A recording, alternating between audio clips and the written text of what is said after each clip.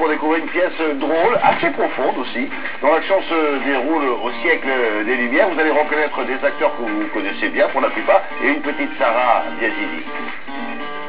C'est un truculent huis clos qui se déroule ici au Théâtre Hébertot, avec l'antichambre de Jean-Claude Briseville. Daniel Lebrun, Sarah Biasini et Roger Dumas y rejoignent l'époque des Lumières dans ce XVIIIe siècle où les femmes aspirent à prendre le pouvoir. Cette comédie forte et profonde est mise en scène par Christophe Hidon.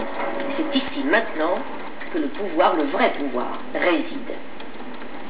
Et les femmes qui en disposent peuvent se dispenser d'être jeunes et jolies. Mais quelle revanche pour vous, madame! Je ne sais pas comment je dois l'entendre. Madame du Deffand, qui était une salonnière du XVIIIe siècle, amie de Voltaire, une femme très arriviste, très intelligente, commence à perdre la vue et elle réclame une lectrice, une secrétaire. Bon, tout le monde croit que ça va aller très bien et puis ça coince un peu quelque part. Il y en a une qui vieillit et l'autre qui prend sa place. Je pensais... Je vous pensais trop. Soyez plus spontané. Et parlez aussitôt que vous pensez. Vous gardez la balle pour vous. Envoyez-la moi plus souvent. La relation entre la marquise du Deffand et Julie Lespinasse se passe à peu près entre 1750 et 1760. C'est la formation de sa personnalité, la découverte du monde, d'un monde culturel, de rencontres avec des philosophes, des gens de lettres. Elle a un instinct, elle a une intelligence instinctive, et puis elle a envie d'apprendre, elle a envie d'être très curieuse. Et vous seule, qui êtes pour moi comme une mère. Ah non, je n'ai jamais pensé cela, ma chère. J'ai dit que moi, je vous considérais comme ma fille. Il n'y a pas obligatoirement de réciprocité.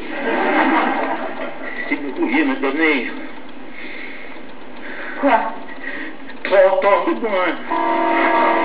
Nos trois personnages livrent là une succulente bataille de mots et d'idées. Chacun a son avis, le donne, le défend, et chacun l'accepte ou pas. L'antichambre de ces dames devient alors l'alcôve secrète de l'esprit. Se pense de vous dans tous les salons de Paris. Sauf dans le vôtre, puisqu'il est vide. Elle a quand même eu un coup de cœur pour cette jeune fille. Il s'est passé quelque chose entre elles. Ça a quand même duré 10 ans. Mais l'ambition, l'autre qui devient amère, ça finit par casser. On peut le dire de tous les couples, et c'est ça aussi la tragédie. C'est omnia vanitas, c'est dans la Bible. Un excellent roman.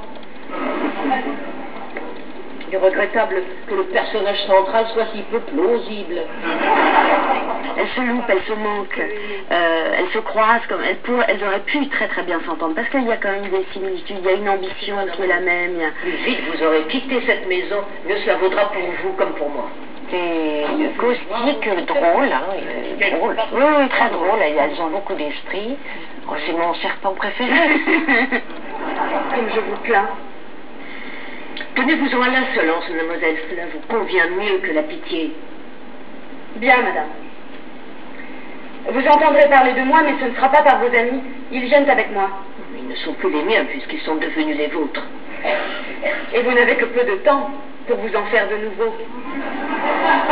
Intelligence, humour, esprit et ironie se mêlent avec un plaisir intense dans la superbe joute verbale de Briseville. Daniel Lebrun, Sarah Biasini et Roger Dumas semblent sortis tout droit du 18e, tant ils sont au plus juste de leurs personnages. Voilà encore une fois du très bon théâtre à ne pas manquer. Bonne journée à tous, à bientôt.